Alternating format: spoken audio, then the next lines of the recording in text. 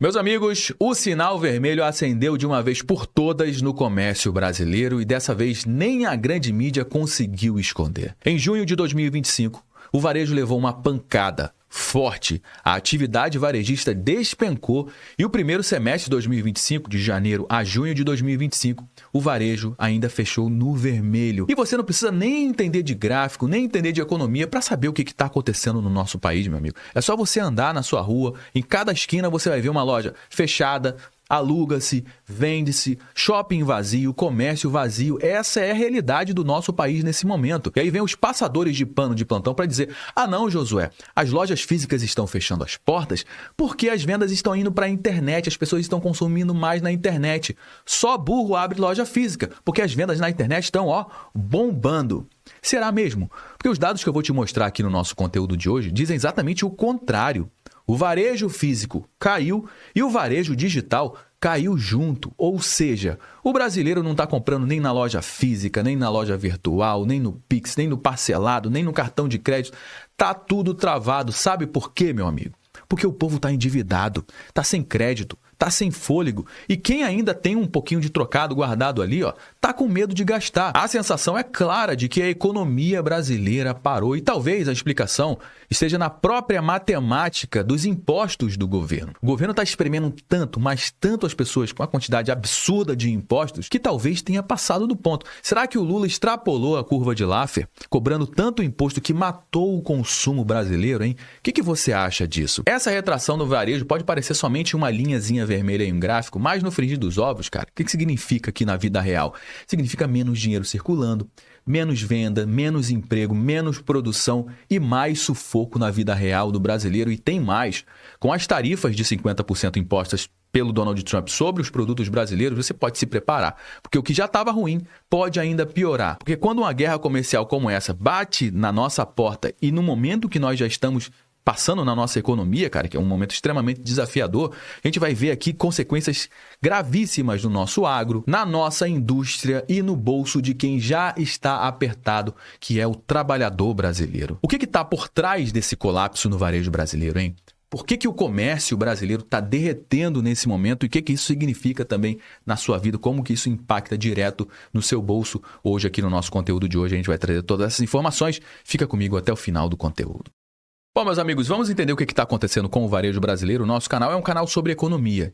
E um dos principais subtópicos aqui do nosso canal é a atividade varejista, justamente por eu ser do varejo, por eu vir do varejo, né? Então, eu tenho negócio no mercado de varejo, então eu gosto muito de acompanhar, até porque o setor varejista, ele é um setor extremamente importante de uma economia, que é de onde se escoa a produção de um país. E se tem algum tipo de problema no varejo, acaba desencadeando uma série de problemas em vários outros setores. E a gente tem alertado há algum tempo sobre como que anda a atividade varejista. Eu sempre trago números e esse ano de 2025, particularmente, tem sido um ano extremamente, desafiador para o varejo, porque a gente está sentindo lá na ponta que as coisas estão muito difíceis. A gente conversa com outras pessoas, com outros comerciantes, e a gente percebe que as coisas estão extremamente complicadas. E se o varejo não está escoando, as pessoas estão comprando menos, uma série de outros setores acabam sendo prejudicados também. Olha essa matéria que saiu aqui no Poder 360. Varejo brasileiro registra queda de 4,2% em junho, uma queda forte em junho,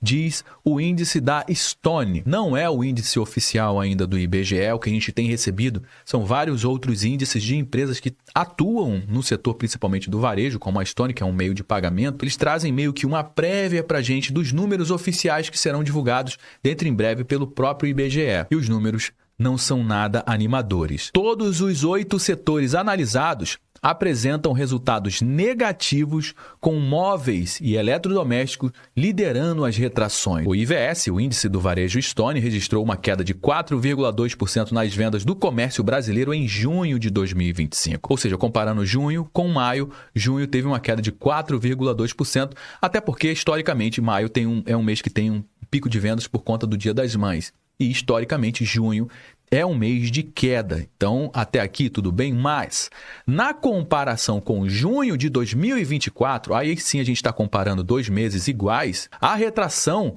foi de 4,6%. E isso, obviamente, chama muita atenção, uma queda muito forte.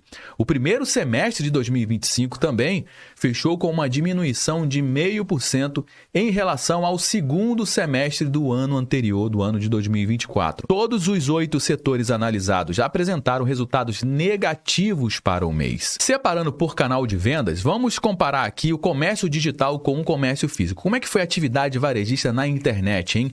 Teve uma queda de 4,5% em junho de 2025 e uma queda de 10,6% no comparativo anual. Ou seja, uma queda drástica nas vendas através da internet, cara, 10,6%.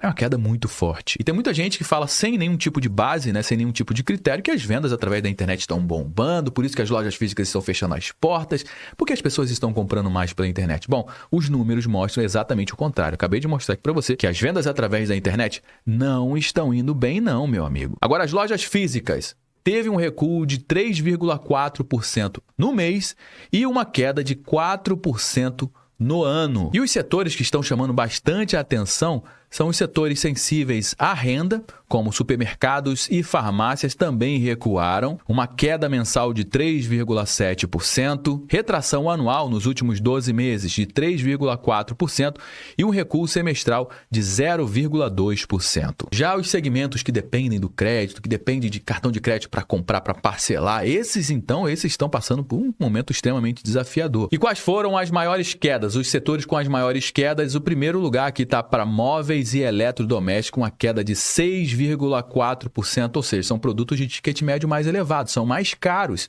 Então, se quebrou um sofá, por exemplo, cara, bota um preguinho ali, bota uma madeira para segurar, a gente não vai comprar sofá novo, não.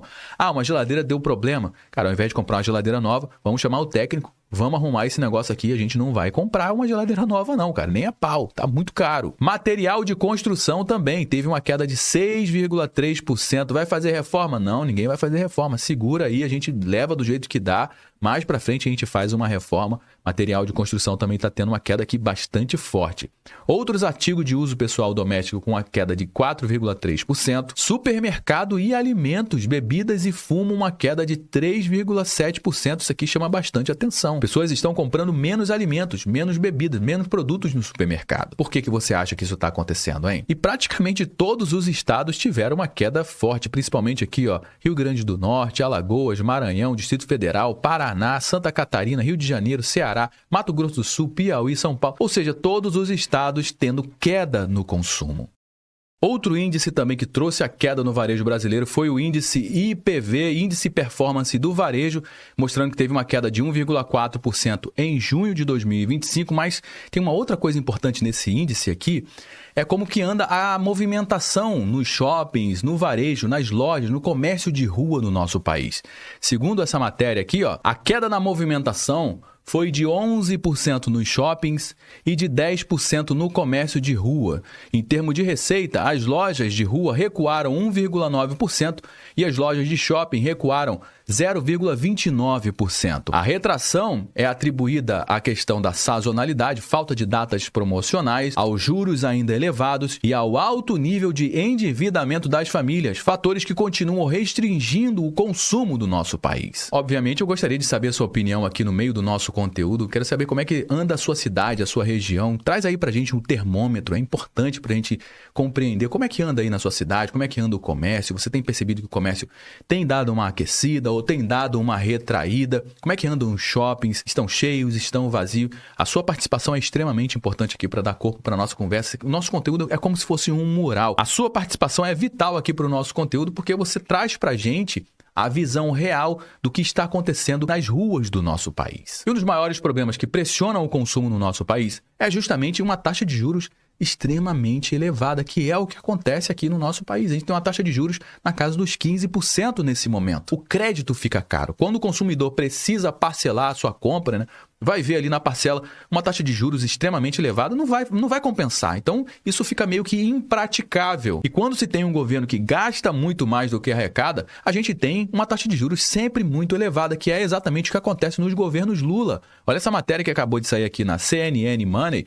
Taxa de juros média sobre os governos do presidente Lula é a maior do século XXI. A taxa de juros hoje é de 15%, mas o patamar médio da gestão atual é de 12,5%, se aproxima dos maiores já registrados no período. O recorde fica sob o primeiro mandato do petista, com a Selic em 18,7%. Ou seja, é o país do rentista, é o país que exporta juros. E isso é extremamente prejudicial para o varejo, para as empresas que atuam nesse setor e para as pessoas que dependem dos empregos no setor varejista. E isso, obviamente, acaba impactando no nosso PIB, na nossa produção. A prévia do PIB pelo Banco Central, que trouxe lá o índice IBCBR, já mostra um recuo. Olha aqui, prévia do PIB, recua 0,7% em maio, abaixo do esperado, mostra o Banco Central. E o que tem contribuído para isso é justamente um cenário de política monetária restritiva, é justamente a questão dos juros. Crédito está caro no Brasil e as pessoas estão consumindo menos. E as tarifas do Donald Trump já têm impactado, inclusive, nas exportações aqui no nosso país. A abertura dos dados do Banco Central mostram que em maio, já foi um mês, no mês depois do tarifaço lá do Donald Trump, houve grande peso da agropecuária com queda de 4,2% do IBCBR sobre o mês anterior. O IBCBR da indústria, ou seja, a nossa indústria, também teve um recuo de 0,5%, enquanto o índice dos serviços ficou estagnado. E o mais assustador é que isso tudo está acontecendo sem nenhuma grande crise mundial ainda, não tem pandemia, não tem guerra estourando aqui dentro, não tem colapso externo acontecendo ainda nesse momento. O problema está aqui dentro, cara. Está aqui na nossa política econômica, na carga tributária insana, nos juros sufocantes e na falta de confiança. O varejo despencando do jeito que está acontecendo agora, cara, é um aviso claro de que o Brasil, ele não está andando de lado como muitas pessoas estão falando. Na realidade, o Brasil está andando para trás. Enquanto o governo tenta maquiar os dados com narrativas, quem está no chão da loja, no balcão, na entrega, no caixa, sente a verdade na pele.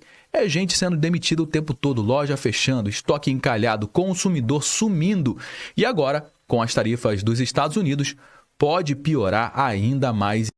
Bom, meus amigos, já trouxe algumas informações aqui no nosso conteúdo de hoje. Todo mundo já sabe que o nosso bate-papo não finaliza quando o vídeo acaba. Na realidade, eu só dei o start. Eu só trouxe alguns elementos. A gente vai dar prosseguimento à nossa conversa. A gente ainda tem muito o que conversar aqui no campo dos comentários. Deixe a sua opinião aqui embaixo no campo dos comentários. Eu quero saber o que você acha disso tudo. É extremamente importante também você compartilhar esse conteúdo com mais pessoas. Afinal de contas, tudo que a gente trouxe aqui você não vai ver sendo divulgado amplamente na grande mídia, meu amigo. Pode ter certeza disso. Então me ajuda a propagar essa mensagem para mais pessoas, compartilhando com pelo menos uma pessoa que você conheça ou um grupo que você participa no WhatsApp. Se você gostou do nosso conteúdo, deixe seu like, aproveite para se inscrever aqui no nosso canal e ativar o sininho. Eu me chamo Josué Aragão, um grande abraço. A gente se vê agora, no nosso próximo conteúdo.